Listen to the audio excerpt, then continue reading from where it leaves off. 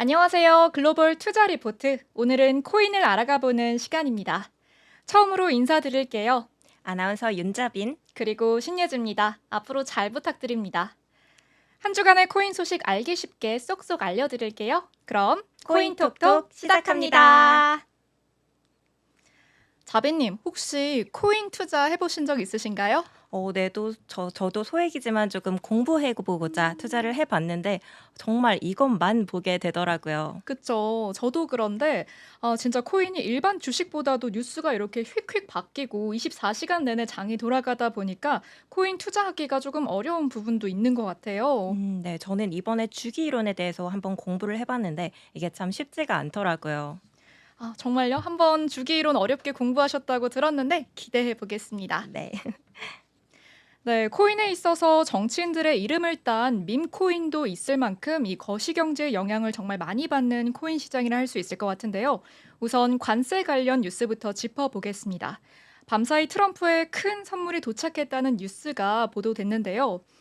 트럼프 대통령이 상호관세가 발효된 지 약 13시간 만에 중국을 제외한 다른 교역국에 대한 상호관세를 90일간 유예하고 10%의 기본관세를 적용하겠다고 밝히며 주식시장은 하루아침에 뒤집어졌다라고 정리할 수 있겠습니다. 더불어 지금은 정말 사기 좋은 시기라는 글을 남기면서 힌트를 줬는데요. 고율 관세 유예 소식에 위험 자산이 폭등했습니다. 시장은 대통령이 이렇게 빨리 관세에 대한 입장을 바꾸는 건 분명히 유연성이 있다는 걸 보여준다면서 긍정적인 기대감을 내비쳤는데요. 가상화폐 펀드 스플릿 캐피털의 설립자인 자히르 에브티카는 미쳤다라고 SNS에 올렸죠. 가격 상승은 비트코인이 위험 자산처럼 거래되고 있다는 의미라면서 사람들이 더 많은 위험을 감수하려는 준비가 된 것 같다라고 평가를 했습니다. 9일인 어제까지만 해도 극단적 공포 상태였던 가상자산의 심리는요, 나흘 만에 공포 단계로 소폭 회복된 모습 보였습니다. 수치가 25 이하면 극단적 공포에 해당이 되고 9일까지만 해도 18점이었는데요. 현재는 사진과 같이 39도를 기록하는 모습 보였습니다. 크게 개선이 된 건데요. 9일까지만 해도 가장 중요한 뉴스가 바로 트럼프와 한덕수 국무총리가 통화를 하면서 조금 관세 협상을 해보는 그런 시간이 중요했는데요. 백악관에서도 동맹국인 한국과 일본을 우선순위로 협상할 것이라 밝혔습니다. 이렇게 새로운 관세 유예 발표에 한국에 대한 상호관세는 90일간 25%에서 10%로 낮아졌고 이후 협상에 따라 관세가 조정될 것으로 보입니다. 네, 저도 하루아침에 이렇게 주가가 반등해서 정말 깜짝 놀랐고 그래도 또 좋은 호재 소식이어서 다행이다라고 생각했습니다. 저도 하루아침에 바뀌어서 정말 깜짝 놀랐는데요. 그래도 긍정적인 소식을 전달해 드릴 수 있어서 기쁜 것 같습니다. 어제까진 우울했던 시장이 다시 호재를 받으면서 봄 날씨처럼 따뜻한 반등세를 가져가고 있는데요. 사실 이 90일 유예와 관련된 내용이 이미 며칠 전에 한번 퍼지기도 했죠. 그런데 가짜 뉴스라는 판명이 나면서 주식시장이 출렁였는데요. 저는 그때까지만 해도 가짜 뉴스인 줄 알았는데 이렇게 실제로 관세가 유예가 돼서 참 다행이라는 생각이 듭니다. 네, 저도 뉴스가 가짜 뉴스라고 본 것 같은데 이렇게 번복되면서 정말로 진짜 관세 유예 결정을 내리다니 정말 다행이라는 생각이 듭니다. 그런데 특별히 급등한 종목이 있을까요? 비트코인 상황은 어떤가요? 네, 트럼프 대통령이 SNS를 통해서 주요국에 대한 관세를 90일간 유예한다고 발표한 이후에 비트코인은 77,991달러에서 83,588달러로 7.45%가량 급등세를 보였습니다. 트럼프의 발언과 함께 이더리움은 12.01%, 리플은 10.94%, 솔라나는 10.69% 장중 치솟는 모습 보였습니다. 트럼프가 SNS 현지 시각 오후 1시 18분경에 관세 유예 관련해서 내용을 포스팅했는데요. 한국 시간으로는 오전 2시 18분경이 되죠. 보시는 사진들과 같이 오전 2시 20분경부터 암호화폐 지수들이 일제히 급등하는 모습 보였습니다. 자빈 씨, 그러면 코인들의 좀 전반적인 상황은 어떤지 브리핑 해주시죠. 네, 우선 미증시가 급등하는 모습 하루 만에 보여줬죠. 내내 우울한 장이었는데 트럼프가 상호 관세 90일 유예로 5년 만에 최대 상승폭을 이뤘습니다. 관세 유예 코인 시장도 회복하는 흐름 보여주고 있습니다. 우선 비트코인 같은 경우에는 4월 10일 기준으로 1억 2,087만 3천 원에 거래되면서 24시간 동안 5.2% 상승, 또 7일 동안은 2.3% 하락을 했습니다. 내내 글로벌 무역 갈등과 미국의 관세 정책을 피하지 못하다가 오늘 드디어 상승세 보였는데요. 그런데 또 일부 장기 투자자들은 여전히 비트코인을 법정 화폐 리스크에 대한 해지 수단으로 평가하고 있는데요. 왜냐하면 비트코인의 시총이 2,365조 원이고 암호화폐 시장의 점유율이 62.82%이기 때문이죠. 그런가요? 제가 생각하기에도 처음 딱 코인을 켰을 때 일단 가장 유명한 게 비트코인이지 않나 이런 생각이 좀 들어요. 아직도 코인 하면은 비트코인이 가장 먼저 생각이 드는데요. 네, 그렇죠. 그만큼 또 암호화폐 시장에서 비트코인이 가장 메인을 차지하고 있는데요. 하지만 이더리움의 상승세도 굉장히 무섭습니다. 음. 이더리움 같은 경우에는 현재 236만 원에 거래되면서 24시간 기준으로는 8.22% 상승, 또 7일 기준으로는 12.29% 하락한 모습 보여줬는데요. 일단 30일 누적 하락률은 29.7%로 큰 조정을 받았습니다. 비록 오늘은 관세 유예의 영향으로 상승했지만 기술적 분석에 따르면 추가 하락 가능성이 존재합니다. 온체인 데이터에서는 또 고래들의 활발한 매수가 확인되고 있습니다. 트럼프가 관세 유예를 발표하기 직전 이더리움이 실현 가격 아래에서 거래되고 있었는데 이게 역사적으로는 바닥권에서 회복 신호로 간주가 되는 겁니다. 이제 한번 바닥을 찍으면 올라갈 일만 남았다. 이런 심리가 좀 들기도 하죠. 그리고 다음으로 리플 같은 경우에는 2,952원에 거래되면서 24시간 기준 9.27% 상승, 또 7일 기준으로 하면 2.96% 하락했습니다. 리플 같은 경우에는 오늘 정말 두 자릿수 급등했는데요. 2달러 선을 회복하기도 했습니다. 규제 환경과 법적 이슈가 있었음에도 불구하고 트럼프의 한마디가 워낙 컸기 때문에 가격이 반등한 걸로 보여집니다.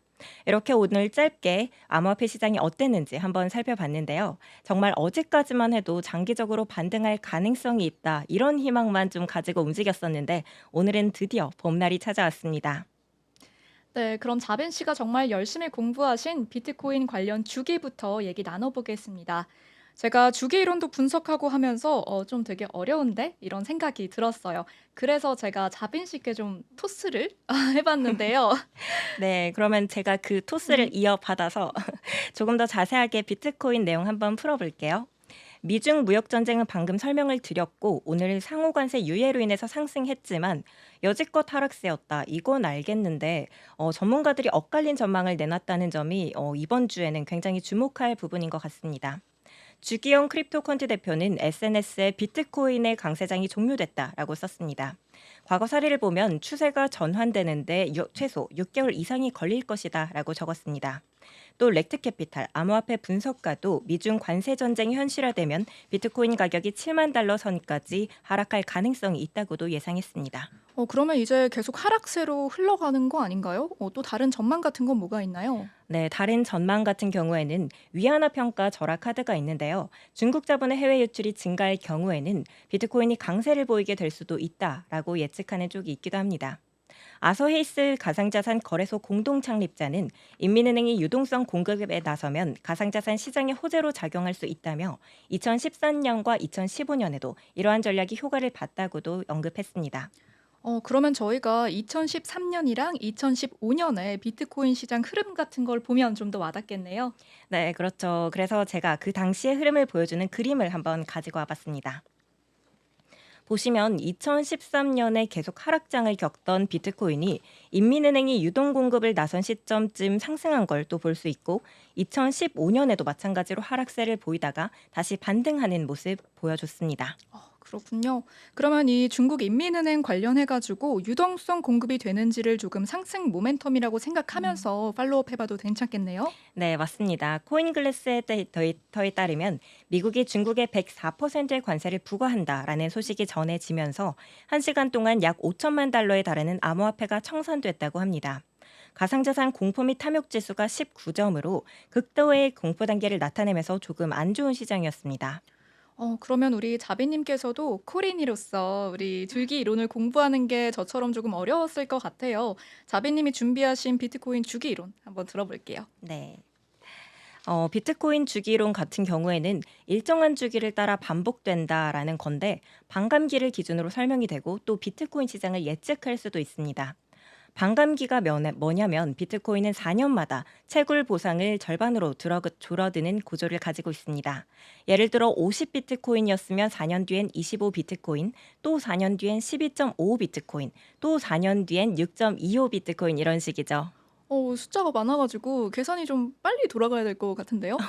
네, 근데 이게 또 아, 4년마다니까 계산의 아, 네. 문제라기보다는 네네. 4단계 순환 사이클이라는 게 있습니다. 음, 공급량이 줄어들면 희소성이 높아져서 가격 상승 요인이 되죠. 축적기라고 해서 하락장 이후에 좀 바닥을 다지는 시기, 조용히 매수를 시작하는 시기라고 보면 될 것 같고요. 또 상승기 같은 경우에는 반감기 이후 불균형으로 가격이 급등하는 시기, 개인 투자자들도 유입되고 언론이 주목하는 시기입니다. 과열기는 시장 과열 거품이 형성됐다라는 뉴스도 나오고 또 최고점 형성 후 급락되는 시기라고 보면 될 것 같습니다. 하락기 같은 경우에는 이익을 실현하고 시장이 냉각된 상황, 그래서 다시 축적기로 이동이 되는 겁니다. 그러면 축적기랑 이 하락기의 차이가 혹시 뭔가요? 둘 다 이제 조금 하락세 흐름을 나타내는 것 같은데. 네, 축적기는 일단 가격이 낮고 또 음. 거래량도 적습니다. 음. 하지만 이때 장기 투자자들이나 기관들은 슬슬 비트코인을 모으기 시작하는데요. 이 하락기에서는 급락이 시작됩니다. 많은 사람들이 이익 실현을 하고 또 공포에 휩싸이죠. 손절도 이어진다라고 차이 정리해 보면 좋을 것 같습니다. 그래서 비트코인은 2012년에 반감기였고 이후 최고점 시기가 2013년, 그러니까 주기 길이가 반감에서 최고점까지 1년 정도가 걸린 거겠죠. 그 음. 다음에 반감기 시기를 2016년에 맞게 되고 또 이후 최고점을 2017년에 찍어서 또 1년이 걸렸어요. 그래서 지금까지는 이 주기를 1년의 흐름으로 반감기와 최고점 주기 흐름을 그렇게 예측되는 부분이 있습니다. 그래서 암호화폐 전문 매체 뉴스에 따르면 경기 사이클 분석가가 있는데요. 이 토마스 씨는 세계 지표를 바탕으로 비트코인과 위험 자산의 향후 흐름을 예측하는데 이번 비트코인 사이클의 고점이 예상보다 늦은 2026년 말이나 2027년에 도달할 수도 있다고 분석했습니다.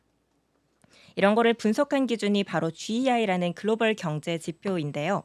글로벌 경제 지수 같은 경우에는 무역가중 달러 인덱스 발틱 운임 지수, 그리고 중국 10년물 국채 금리, 구리나 금 같은 걸 활용을 했습니다. 여기에 따르면 2026년 말에서 2027년 무렵이 될 가능성이 있다라고 얘기를 했는데요. 그래서 주식시장은 PMI보다 선행하지만 GEI보다는 후행하는 경향이 있다라고 분석했습니다. 그래서 비트코인이 여전히 전통적인 사이클과 연동이 된다면 이러한 이론이 좀 빛을 볼 수가 없을 거고, 또 만약에 기존의 경기 사이클과 상관성이 약해졌다라고 한다면 4년 주기 반감기 이론을 신뢰해 볼 수도 있다라고 볼 수 있을 것 같습니다. 그는 반감기 이론이 아니라 글로벌 경기 사이클에 따라서 가격 구조가 재편되고 있다라고 평가했습니다. 비트코인 하나를 둘러싸고 정말 분석할 수 있는 지표들이 이렇게 많네요. 네, 그렇다고 볼 수 있습니다. 그럼 예지 씨도 한번 이더리움 관련해서 소개해 주시죠. 네, 이더리움 같은 경우에 많은 고래들이 저점 매도를 하고 있다는 소식입니다. 900일 이상 1만 이더리움을 보유해온 한 고래 지갑이 최근 전량을 매도하면서요, 하나 약 403억 원의 최대 수익 기회를 놓쳤다고 합니다. 이 투자자 같은 경우에는 이더리움을 장기 보유한 투자자인데요. 이 해당 고래는 최근 이더리움 가격이 약 1,578달러 수준일 때 전량 매도를 했고요. 그 결과 실현 수익은 약 275만 달러에 그쳤다고 합니다. 같은 기간 이더리움은 2023년 12월 9일 한때 4,015달러까지 상승했고, 이를 기준으로 보면 약 2,760만 달러의 수익 실현이 가능했던 셈입니다. 이더리움 역시 트럼프 관세 여파를 피해가지 못해서 급락세를 보이고 있고요. 최근까지 떨어진 상태를 보이고 있습니다. 한편 트럼프 대통령이 밀고 있는 암호화폐 프로젝트 월드 리버티 파이낸셜 또한 손실을 본 것으로 보입니다. 근데 트럼프 암호화폐 프로젝트가 어떤 건가요? 좀 새로 나온 건가요? 네, 새로운 건 아니라서 아마 자빈 씨도 들어봤을 텐데요. 월드 리버티 파이낸셜 같은 경우에 2024년 1년 전에 설립된 탈중앙화 그룹 플랫폼입니다. 암호화폐를 활용한 금융 서비스를 제공하는 걸 목표로 하는 플랫폼이고요. 트럼프랑 트럼프의 가족이 주도하면서 트럼프의 아들들을 전면에 광고로 내세우기도 했는데요.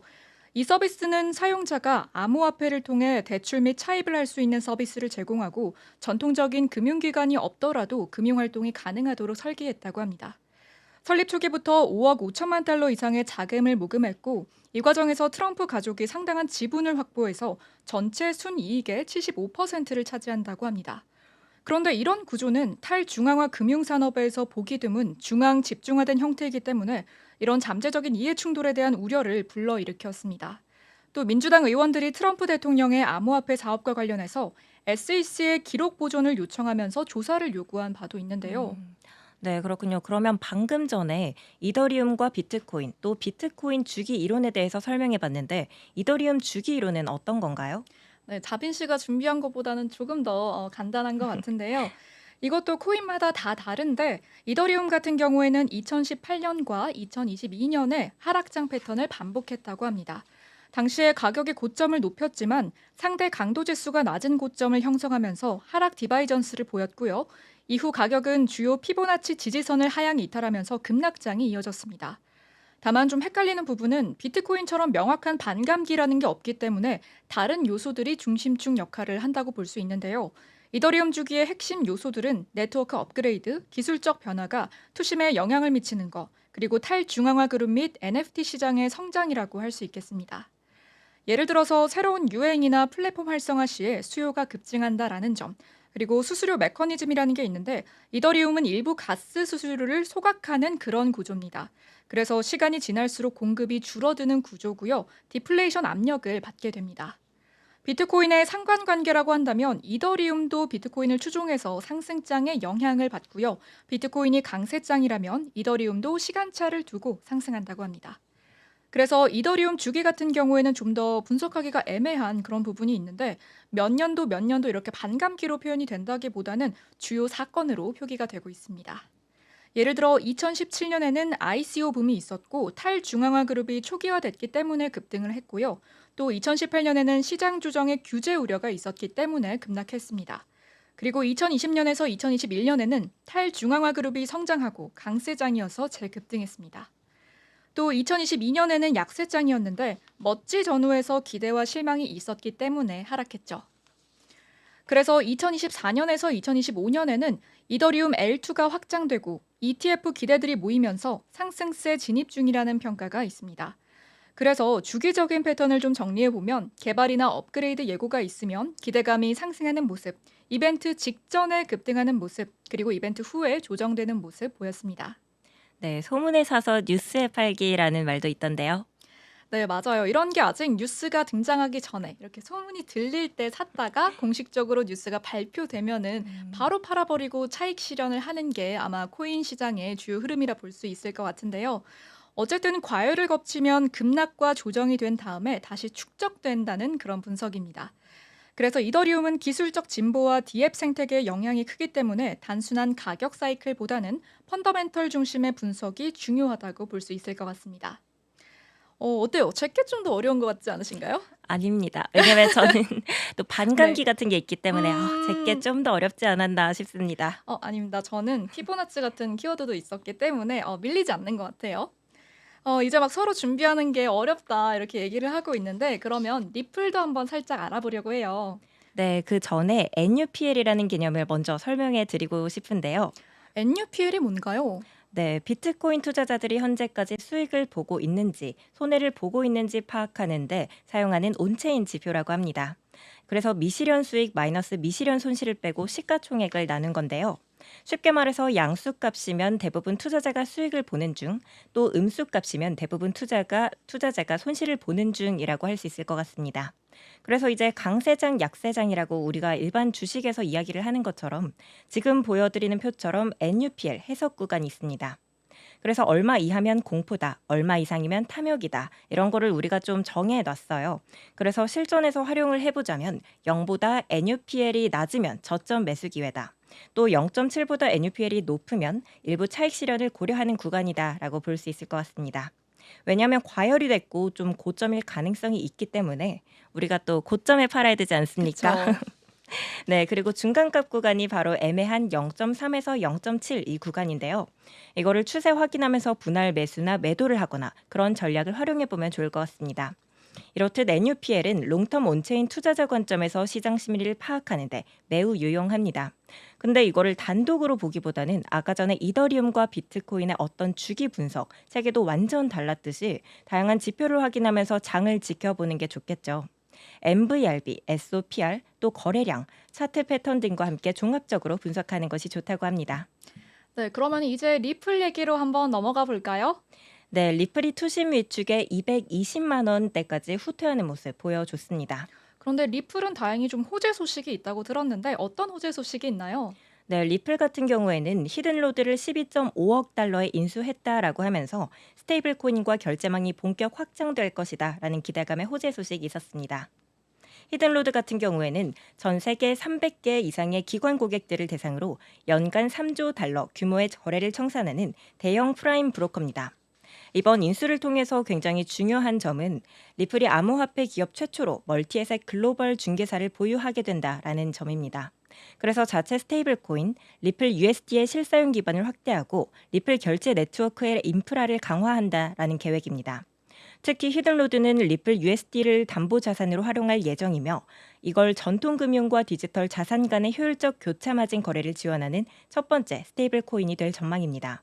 암호화폐와 전통 금융을 경계를 허무는 대형 M&A 사례이기 때문에 업계 전반에서도 관심이 쏠리고 있습니다.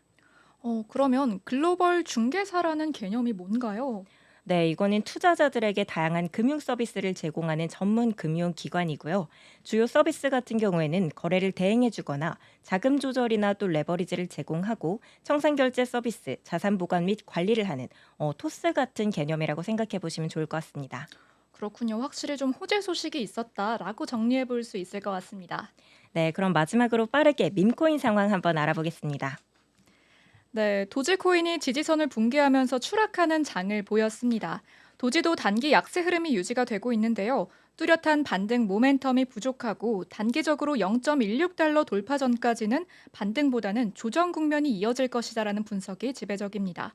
제가 이 코인에서 좀 가장 어려운 부분이 밈코인인 것 같아요. 이게 밈코인이 상승이나 하락 모멘텀을 찾는 게 너무 변동성이 심하다 보니까 밈코인을 알게 된 게 이 도지코인이 제일 큰 것 같아요. 네, 맞아요. 저도 도지코인이 가장 크게 다가오는데요. 네, 근데 도지코인이 24년 말에 급등을 음. 했죠. 앞서 도널드 트럼프 대통령이 재당선되면서 일론 머스크가 도지 부서를 만들었지 않습니까? 그래서 도지코인에 대한 시장 기대가 막 확산이 되면서 단기 펌핑의 도화선이 됐는데 머스크가 최근 타운홀 연설에서 약간 손절하는 느낌으로 이야기를 했습니다. 도지라는 명칭은 본인이 만든 게 아니라 도지코인과의 연관은 우연의 산물이다라고 이야기를 하면서 미국 정부가 도지코인을 사용할 계획은 없다고 선을 그은 건데요. 이로 인해서 민코인 펀더멘털 부재가 드러나는 발언에 투심이 약화되는 모습 보였습니다. 네, 그러면 밈코인이 하락한다라고 봐도 될까요?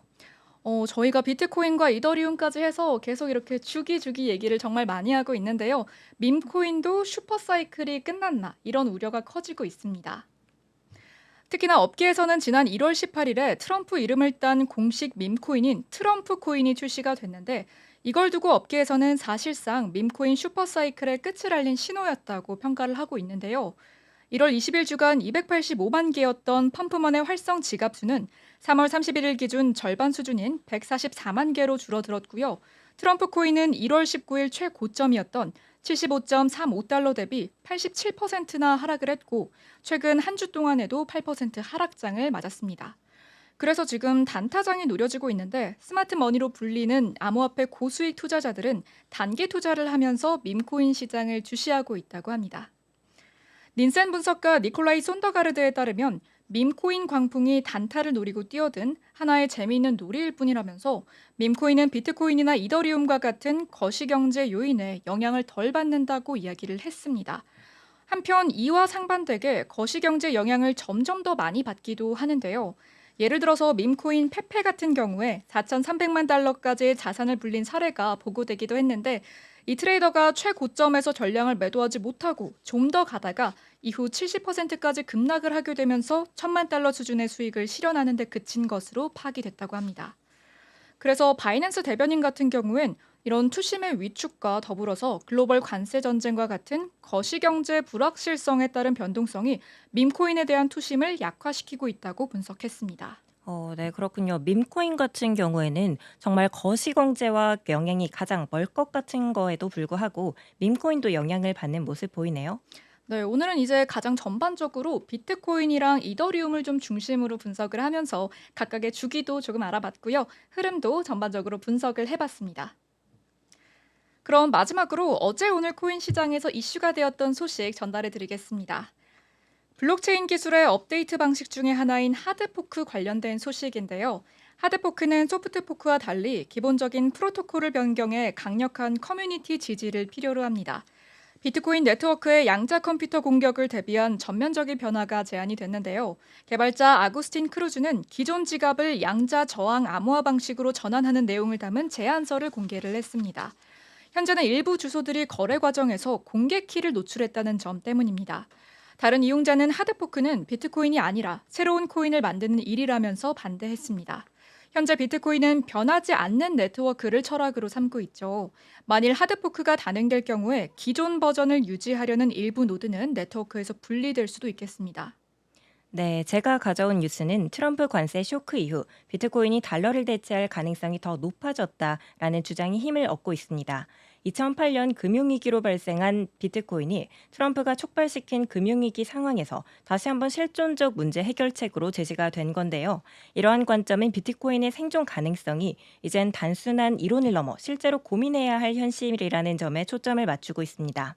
암호화폐가 단순한 투기적 자산을 넘어서서 대체화폐로서의 가능성을 다시 한번 조명받고 있음을 시사하고 있습니다. 네, 다음 소식으로 크라켄, 마스터카드와 협력했다는 뉴스입니다. 유럽이랑 영국에서 암호화폐 직불카드를 출시한다라는 기사인데요. 암호화폐 거래소 크라켄이 마스터카드와 협력해서 유럽과 영국에서 암호화폐 직불카드를 발급한다고 코인텔레그래프가 9일 보도했습니다. 이번 협력은 크라켄이 유럽연합 암호화폐 규제 라이선스를 취득하는 과정에서 추진이 됐다고 하는데요. 카드는 몇 주 내로 출시될 예정이라고 하고요. 회사 측에 따르면 이번 협력은 1월 출시된 크라켄페이 성장 전략의 일환이라고 합니다. 크라켄페이는 사용자들이 300개 이상 암호화폐를 전 세계로 송금할 수 있으며 URL 기반 결제도 제공을 한다고 합니다. 네, 다음 소식은 금선호 투자자이자 비트코인 회의론자인 피터 시프가 트럼프 대통령의 비트코인 전략 준비 계획을 강하게 비판했습니다. 트럼프의 관세 정책이 몰고 온 파장과 미국 경제에 대한 우려도 나타났습니다. 8일 코인게이프에 따르면 피터 시프는 금 보유 전략의 필요성을 강조하며 현재 경제의 불확실성 속에서 금이 더 안전한 투자 수단이라고 강조했습니다. 이어 트럼프 행정부에서 2024년 3월 6일에 설립된 비트코인 준비금이 현재까지 11%의 가치를 잃었다라고 지적했습니다. 그는 동일 기간 금값은 상승했다. 또 비트코인을 매수해 금을 추가 매입했다면 손실을 피하고 2%의 수익을 얻었을 것이라고 언급했습니다. 다른 사용자가 바이든 행정부 시절 비트코인을 더 일찍 매도했다면 더 큰 수익을 거둘 수 있었을 것이다 라는 주장에 대해 셰프는 이를 일축하며 이익이나 손해는 준비금이 공식적으로 시작된 시점부터 판단해야 한다라고 언급하기도 했습니다. 네, 뉴스 잘 들었습니다. 자비님, 비트코인 이 오늘장 좀 어떻게 보시나요? 네, 저는 어제까지만 해도 계속 좀 하락하는 장이었잖아요. 그래서 시청자분들께 우울한 소식 전해드리겠다 하고 걱정했었는데 오늘 트럼프 대통령의 깜짝 선물이 그렇죠. 도착했죠. 깜짝 선물이라고 하기에는 좀 거대한 큰 선물이긴 맞아요. 한데요. 이제 논점은 이 회복세가 언제까지 갈 수 있을 것이냐인 것 같습니다. 예진님은 좀 어떻게 보시나요? 저도 마찬가지로 그 깜짝 선물에 굉장히 크게 놀랐는데요. 미증시가 관세 폭탄이 이어가나 하다가 반등하면서 초록불을 킨 종목도 있었거든요. 그런데 코인은 직불 카드도 나온다고 하고 또 간밤에 관세 유예라는 다행스러운 소식까지 접하게 되면서 투자자들이 이제 좀 한숨 돌렸겠다라고 생각을 했습니다. 네, 코인은 참 이슈도 많고 한시도 눈을 뗄 수가 없는 것 같아요. 우리 시청자분들께서 저희 글로벌 투자 리포트 보시고 조금이나마 투자에 도움된다면 정말 좋을 것 같습니다. 앞으로도 저희 코인 소식 전해드릴 거니까요. 관심 있게 지켜봐 주시면 고맙겠습니다. 그럼 지금까지 글로벌 글로벌 투자 투자 리포트의 리포트의 코인 코인톡톡이었습니다. 톡톡이었습니다. 안녕. 안녕!